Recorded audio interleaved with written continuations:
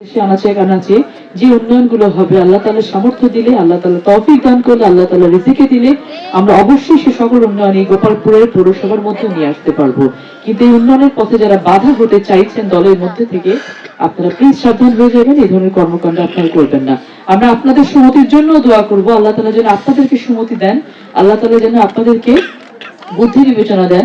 আল্লাহ তাআলা কিন্তু বলেছেন, হাদিসে আছে, কোরআনে আছে যে আমি যাকে অপছন্দ করি তার হৃদয়ে আমি মোহর মেরে দিই, আমি তার হৃদয়ের চোখে মোহর মেরে দিই, তিনি ভালো দেখতে পান না। আমি অন্যায় করছি, মাফ চাচ্ছি, আল্লাহ মাফ করেন, কিন্তু আমি যখন বুঝতেই পারছি না যে আমি অন্যায় করছি, এটা কিন্তু হৃদয়ে মোহর মেরে দেয়া। আমি পাপ করছি, এটা আমার রিয়েলাইজেশনই যখন হয় না যে আমি পাপ করছি, তখন মনে হয় যে আমার হৃদয়ে মোহর মেরে দেওয়া হয়েছে। তো আল্লাহ তাআলা যেন আমাদের কারো হৃদয়ে মোহর না মানেন, আমরা যেন ভালো মন্দে বাদ বিচারটা করতে পারি। এবং এখানে আরো একটি গোষ্ঠী আছেন যারা মোটামুটি আল্লাহর অশেষ রহমতে জান্নাতের লিজ নিয়ে বসে আছেন। বিভিন্ন সময় ওনার নিচে অথবা কাপড়ের নিচে ওই কোরআন শরীফ নিয়ে গিয়ে জান্নাতের লিজ নিয়ে জান্নাত দিয়ে আসছেন বিভিন্ন ঘরে ঘরে গিয়ে। আপনাদেরকেও একটা অনুরোধ করতে চাই, ধর্মকে আবার ব্যবসা বানাই ফেলেন না। এই ধর্মকে নিয়ে ব্যবসা করতে গিয়ে বহু জাতি বিলুপ্ত হয়ে গেছে। তো আপনারা রাজনীতি করছেন করেন, মানুষকে বিপদগামী করবেন না। জান্নাতের লিজ আল্লাহ তাআলা কাউকে দেননি, এটা তিনি নিজের হাতে রেখেছেন। সো আপনারা রাজনীতি করবেন, আপনারা মানুষের কাছে ভোট প্রার্থনা করবেন, মানুষকে ভবিষ্যতে কি দিতে পারবেন আজ পর্যন্ত কোনো কিছু শুনলাম না। যারা জীবিত থাকতে তাদের জন্য এই উপকারটা আপনারা করবেন।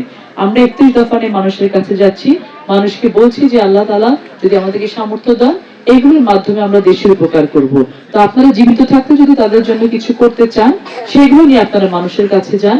আমার একটা প্রশ্ন আজকে বিকেল থেকে মাথার মধ্যে ঘুরছে যে আপনারা তো এখন যারা ভোট দিবে তাদের জন্য জান্নাত দিচ্ছেন, তো আগামী 5 বছর তার কোনো ভোট হবে না।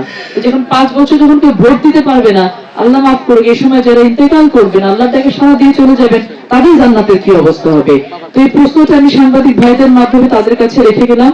আপনাদের কাছে যারা এরকম জান্নাতের দাওয়াত নিয়ে আসবে, আপনারা একটু জিজ্ঞেস করবেন, তাদেরকে এই প্রশ্নটা করবেন যে ঠিক আছে, এরপর তো ভোট তো 5 বছর পর আবার হবে, তো তখন যখন এই মাঝখানে 5 বছরে যারা ইন্তেকাল করবেন, তাদের জান্নাতের গ্যারান্টি কে দিবে? মানুষকে বিভ্রান্ত করা থেকে বিরত থাকুন আপনারা, মানুষকে নিয়ে খেলা থেকে বিরত থাকুন আপনারা। মানুষের জন্য রাজনীতি করেন, যেটা করেছেন শহীদ প্রেসিডেন্ট জিয়াউর রহমান, যেটা করেছেন দেশনেত্রী বেগম খালেদা জিয়া, এবং যেটা করার জন্য 17 বছর পরে বাংলাদেশের মাটিতে পা রেখেছেন দেশনায়ক তারেক রহমান। আমরা তার একনিষ্ঠ কর্মী, ক্ষুদ্র ক্ষুদ্র কর্মী, বাংলাদেশে আনাচে কানাচে ছড়িয়ে আছি।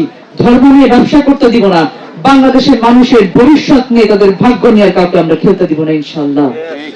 আজকে সকলে মিলে, আমি আর কথা না বাড়াই, সকলে মিলে আমরা এখন দোয়া করব। আমি দোয়া পরিচালনা করার জন্য অনুরোধ করছি আপনাদের।